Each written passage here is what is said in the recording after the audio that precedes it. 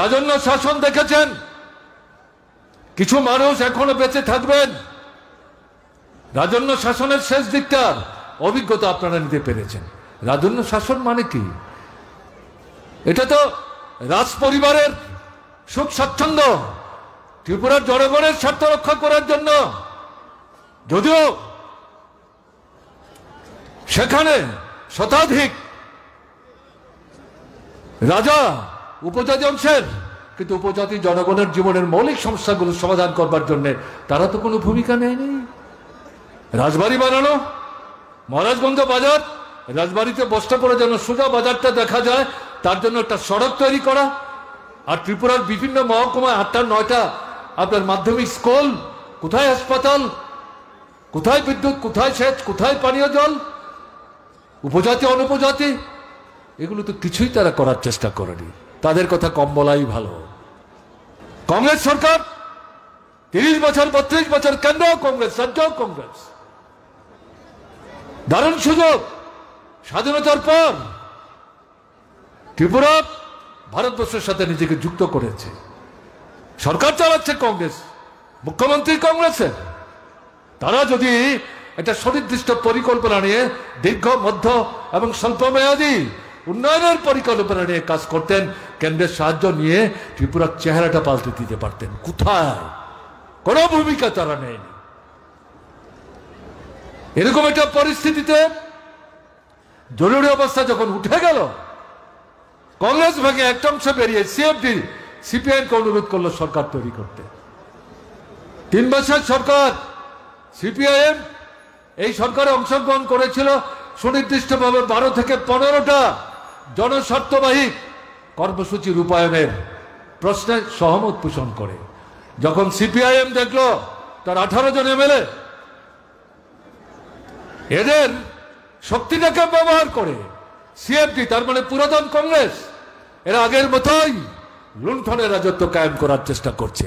মার্ক্সবাদী communist party ছেঁড়া কাগজের মতো ছুঁড়ে ফেলে দিয়ে সরকার থেকে বেরিয়ে এসে বলল, এই সরকারের প্রতি আমাদের আর কোনো সমর্থন নাই। পরবর্তী সময়ে সিএফডি ভাঙলো, কংগ্রেস থেকে আরো লোক বেরোলো, জনতা পার্টি তৈরি করলো। তারা এসে আবার মার্ক্সবাদী কমিউনিস্ট পার্টিকে অনুরোধ করলো। মার্ক্সবাদী কমিউনিস্ট পার্টির নেতৃত্বের মধ্যে দ্বিমত ছিল, এদের সঙ্গে আমাদের পোষাবে না। সরকারে যাওয়ার সুযোগটাকে কাজে লাগাবার জন্য চুক্তিতে স্বাক্ষর করে, কিন্তু এটা তাদের কাছে ছেঁড়া পাতার মতো, কলা পাতার মতো। সরকারে বসে তারা যে করে না, আমরা তো সিএফডি সিপিআইএম এর সরকারই দেখলাম। কেন আমরা জনতা পার্টির সাথে যাব? ভিন্ন মত ছিল পার্টি নেতৃত্বের মধ্যে। আমার নিজের অভিজ্ঞতা থেকে আমি বলছি, তখন রাজ্য কমিটির সভায় উপস্থিত থাকবার সুযোগ আমার ছিল, কিন্তু শেষ পর্যন্ত সামগ্রিক আলোচনা করে ত্রিপুরার মানুষ তারা দেখতে চাইছিলেন, ঠিক আছে সিএফডি সিপিআইএম হলো না, সিপিআইএম এর সিদ্ধান্ত সঠিক। এই অভিজ্ঞতা নিয়ে জনতা পার্টি যখন সিপিএম কে সাথে নিয়ে সরকার করতে চায়, একটা সুযোগ দেওয়া হোক না। এই পরিস্থিতিতে জনতা পার্টির সাথে মিলেও সরকার তৈরি হলো। একই অভিজ্ঞতা, মুখ্যমন্ত্রীর বাড়িতে শত শত ফাইল তার খাটের তলায় গিয়ে জমা হচ্ছে। ফাইল দেখবার সময় কোথায়?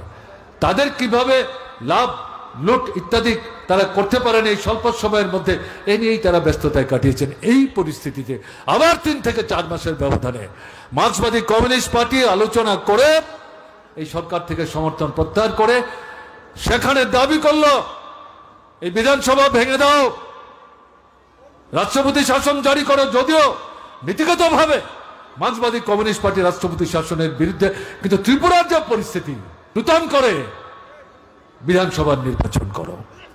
সেই নির্বাচন হলো 77-এর ডিসেম্বরে। 77-এর লোকসভা জামানতের টাকা বাজেয়াপ্ত হওয়ার মুখে শচীন্দ্রলাল সিংহ জিতেছেন। এই পরিস্থিতিতে 9-10 মাসের ব্যবধানে বিধানসভার নির্বাচন, ভোটের ফল যখন প্রকাশিত হলো, দেখা গেল, আমার এখনো মনে আছে, উমাকান্ত স্কুলের ভোট গণনার কেন্দ্রে আমি যুক্ত ছিলাম। তখন মহকুমায় মহকুমায় ভোট গণনা হচ্ছে। প্রথম খবর পাওয়া গেল, মনসুর আলী সাহেব, কংগ্রেসের ডাকসাইটা নেতা, সোনামুড়ার বক্সনগরে পরাস্ত হয়েছেন। কার কাছে? আমাদের মাস্টারদের কাছে। তিনি একজন সাধারণ শিক্ষক এবং একজন কৃষক, মাঝারি পর্যায়ের একজন কৃষক। বিশ্বাস করছে না কংগ্রেসের নেতারা। পরে যখন খবর নিলাম দেখা গেল এটা সঠিক। এই করতে করতে দেখা গেল 7 আসনের মধ্যে 56 আসন বামফ্রন্ট। তখন বামফ্রন্টে সিপিআই ছিল না, সিপিআইএম আরএসপি ফরওয়ার্ড ব্লক, তারা 56টা আসনে জিতলেন।